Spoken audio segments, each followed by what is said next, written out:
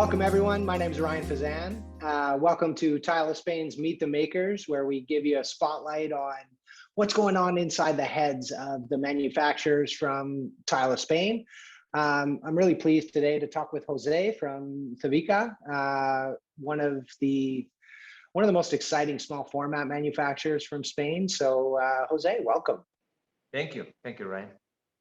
No, my pleasure. I've known Cevica for a very long time, and I'm always excited to see the products that you come out with. And as we move into the first trade show season in quite some time, it'll be exciting to talk to you about the novelties.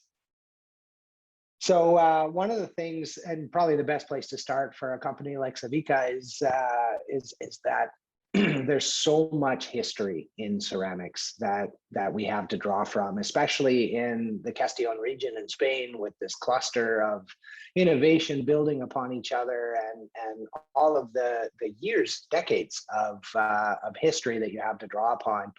I'm really excited to see this marriage of classic techniques and modern practices create something completely new for the 21st century. And I know that Cevica has been one of the pioneers in a lot of those fields. So why don't you tell us a little bit about how you're incorporating classic and modern and doing something new for the tile industry? Sure.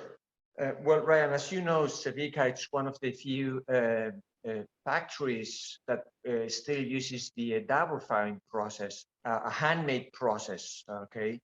We can accomplish so many different colors and finishes and textures that you won't be able to do it in a single firing process. So yeah, you're right. I mean, we're combining the handmade process, with the new technologies and the new colors and the new trends. That's typical for smaller formats that are non-rectified. You fire the body first, and then you fire the glaze at a much lower temperature, so it gives you a really broad range of colors and beautiful finishes to work with. We do a lot of prescription. We do a lot of projects. We don't have to have a huge production. We can customize our customers' needs. For that reason, I mean, there's no need, to do a huge production.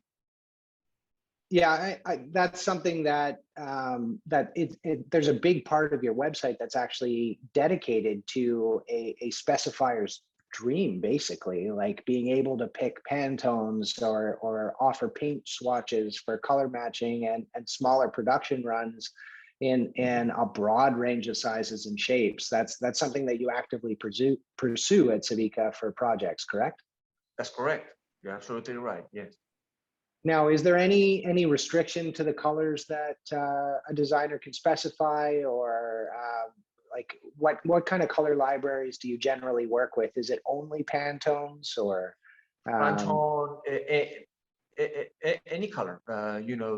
Most of our customers, they just give us for example, the Pantone code, and they tell us, we want this on an hexagon, or we want that on a 3x6-inch tile, triangle, whatever. And we take those to our lab department, and in 2-3 days, we can have the sample ready to ship to our customers. I've been a part of that process, and it's beautiful and seamless. And you send the directives and the scope of the project, and a few days later you get a FedEx package with your samples, and they're ready for approvals and things. Now, one question I did have about that is, when you're doing these custom runs, are the decoration done by classic glaze or inkjet or a combination? I would say like 90% is more like a classic glaze. Yes.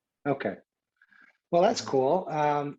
Now that kind of leads into the next point I guess it was about 2019 that we started to see a lot of vibrant colors come into the market.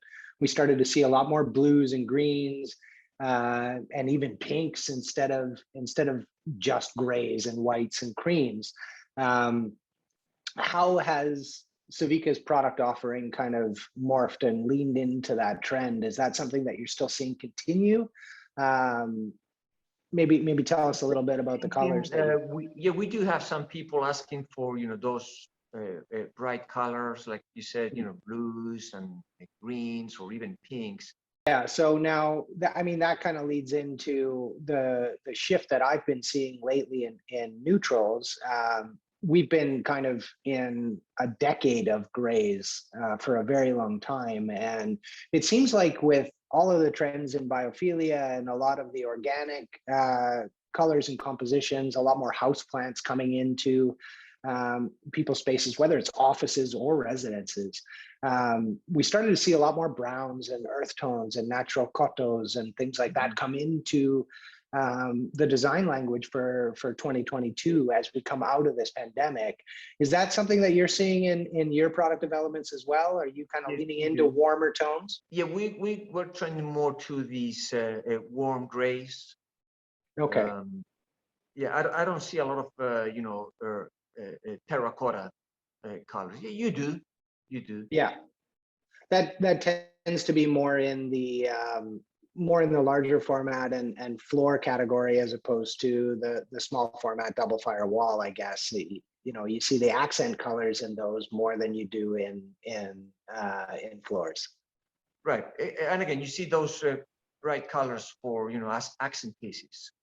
Right. You want something to stand out, but mainly it's again the traditional colors. And I noticed behind you there, you've got the cross shape, and yes. I saw that you came out with a triangle this year. So it's the simple geometries that you managed to create. Technically, that cross is very, very difficult to do in the press and not have it break and have the corners crack and things like that. I was very impressed to see that come out in a non-rectified format. Actually, we started presenting this collection in coverings. Yeah, we got a lot of requests from customers, asking for samples and to start the promotion. What kind of geometric shapes are you seeing a really strong sort of acceptance for? Is it more triangles or hexagons? We see triangles, trapezoids. We started with the cross, and also for geometrics we have a lot of the hexagons. Right.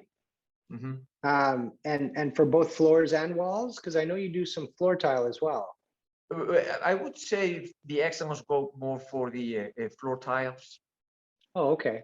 Floor tiles and actually, like R10s, and for heavy traffic. Right. And slipperies, non-slipperies. Yeah. I noticed that you have a couple of really long-standing collections where you have the normal version and colors and just simple opaque glazes, and then you do maybe a craquelle, and then maybe you do some very, very technical glazes like Victorian glazes and things like that. Is that something that's typical for Cevica, and is there different processes for each of those different styles? Maybe you want to talk about that a little bit. Yeah, they do have a different process. Still a lot of people asking for the crackle finish. Mm-hmm. Mainly in the US. During that process, as you know, and you mentioned before, it's more you only get those finishes during the double firing process. Correct. Yeah. Now, are you doing those specialty ones still in a tunnel kiln, or are they going into shuttle kilns and a longer fire? No, they just go with the regular kilns. So, I mean, that's a big thing that, those traditional glazes used to be fired for 3 to 5 days, and being able to do them in 45 minutes in a tunnel kiln really keeps the cost down for specifiers, so they can get that vintage look, but not have to pay handmade prices. Well, that's the point. I know that, price-wise, a double firing factory like us cannot compete with a single firing. But we got that uniqueness in our tiles that they cannot be accomplished, with the large formats and the single firing process. That's where we make a difference, and we stand out, with the competition. Yeah. Yeah, and that's one of the things like the American market just loves the small format and the subway tile. And if they're leaning into that kind of aesthetic, they really do want that true vintage look. That's what makes it come to life with, you know, the jolly, the quarter Right, round right, edge profile and finishing all in ceramic. right. That's what we offer. You know, we offer you know, all the special pieces, the trims, the bullnose, the corners, the quarter rounds, you know, the borders, you know, the whole thing, the whole package. Yeah, and for specifiers, that's a big deal. I know it's very Mhm. difficult in a lot of manufacturers to get anything other than a white quarter round or white trims, and then, you know, to not have it match the rest of the field, it just destroys the look of that classic vintage Right, 1920 right. subway. Um, so that's great. I mean, I'm excited to see what you guys are going to showcase for this year. I loved seeing the custom program that came out, and seeing the reception and specifiers' eyes light up. Like, I know when we stopped by with the A&D tour that we took to Cevica in 2019, people couldn't get enough of that. Like, going through and playing in the web browser to show all the different formats and all the different color capabilities, and the fact that they were offered in trims and everything else to complement it just makes it so easy for a specifier to work on a project and get that kind of vintage Right. craftsman look. Mm-hmm. Mm-hmm. You're right. I mean, there's nothing else to add, Ryan. I mean, yeah, you got everything right. You know, Okay. we got our market, you know, for the architects, for the specifiers, and you know, they love it. They can get everything from the same factory. You know, matching colors for the special pieces, the field tile. Hmm. Um, yeah, people love it, and I think that's, you know, why we are growing year after year, especially in the U.S. market. Um, uh, you know, we can with a small production run, you know, we can meet our customer needs, and good service, and you know, as you said before, the matching the special pieces with the field tile. Um, People can get everything from the same factory. They don't have to go somewhere else to, you know, buy the Hmm. special piece. Yeah. Um, and that's why, you know, becoming very successful in the North American market. Yeah. Oh, that's great. Now, before I let you go, I just wanted to ask one thing, just out of personal interest. I noticed a couple of years ago you started working collaboratively with different designers to develop new collections, and I think that most of those have done very, very well. I think one was called Chintz, and you've done a few others with some independent designers. Is that something that you think you'll be continuing to do, reaching out to fabric and artists to work on collaborative collections? Yeah, we still do it. Yes, we still do it, and you know, we're going to be increasing that assortment and those collections for those particular people. Yes, absolutely. Well, that's fantastic. It's so nice to see other creative professionals move into the ceramic field and work in collaboration with ceramic experts like Cevica, and be able to explore their art in a ceramic medium. So I hope that you do continue with that. I love seeing the new collections that come out, and you know, young design talent being able to work in the field of ceramics, I think is really exciting. Thank you. Thank you very much.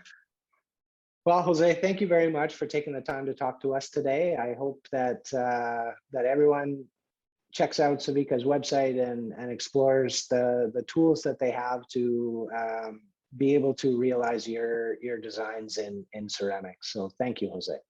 Thank you for having me.